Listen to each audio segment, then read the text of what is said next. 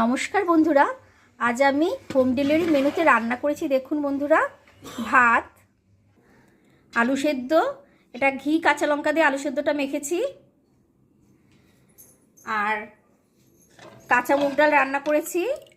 জিরে তেজপাতা শুকনো লঙ্কা ফোড়ন দিয়ে কাঁচা মুগ ডালটা রান্না করেছি বন্ধুরা। দেখুন, এখানে আছে উচ্ছে সেদ্ধ, বেগুন ভাজা। যাদের সুগার আছে তাদের জন্য এটা করা হয়েছে। আর দেখুন বন্ধুরা, পুঁই শাক রান্না করেছি।